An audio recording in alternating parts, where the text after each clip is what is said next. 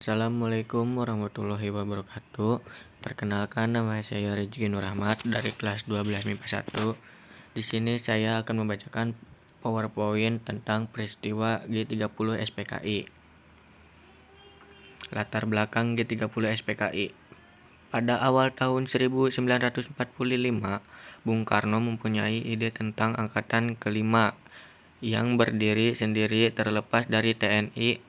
Pandangan lain mengatakan bahwa PKI lah yang mengusulkan angkatan kelima tersebut dan mempersenjatai mereka petinggi angkatan darat tidak setuju, dan hal ini mengakibatkan rasa curiga antara PKI dan militer. Munculnya komunis di Indonesia. 1. Dimulai dari kedatangan Nevliet 1883 sampai 1942 yang membawa paham komunis di Indonesia. Setelah setahun kedatangan, ia mendirikan Indische Sosial Demokratis Vereniging atau ISDV, Perserikatan Sosial Demokrat Hindia. 2.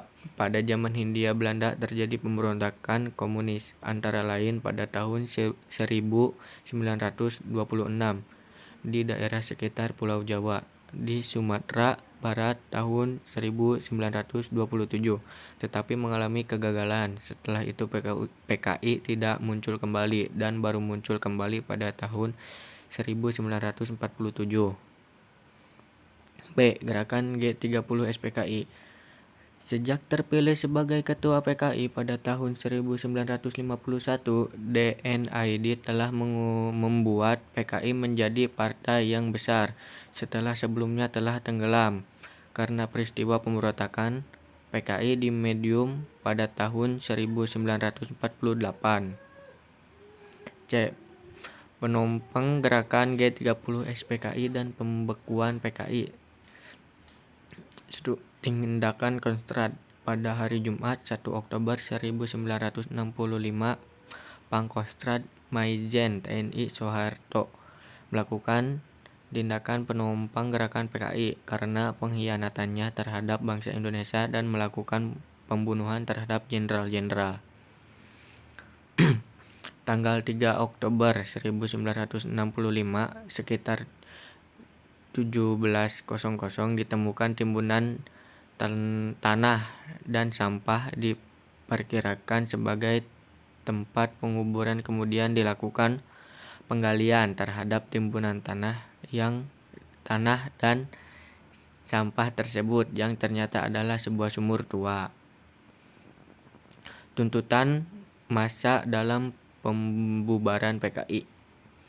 A. Reaksi partai politik dan organisasi massa.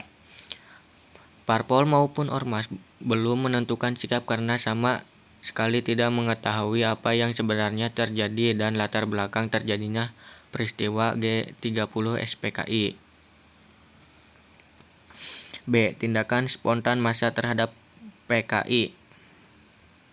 Pada tanggal 8 Oktober 1965 mulai terjadinya aksi-aksi massa menyerbu gedung-gedung kantor PKI serta ormas-ormasnya. C. Trituntutan rakyat Tritura.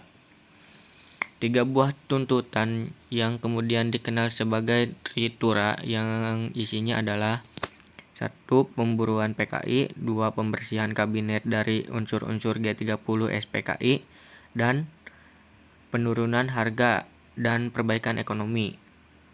Kesimpulan, akhir dari Orde Lama ditandai oleh tragedi nasional yang biasa disebut Gerakan 30 September yang dilakukan oleh Partai Komunis Indonesia atau PKI. Hal ini merupakan usaha mengganti Pancasila dan UUD 1945 dengan ideologi komunis. Inilah bahaya terbesar dari Pancasila UUD 1945 yang pernah dialami oleh bangsa Indonesia.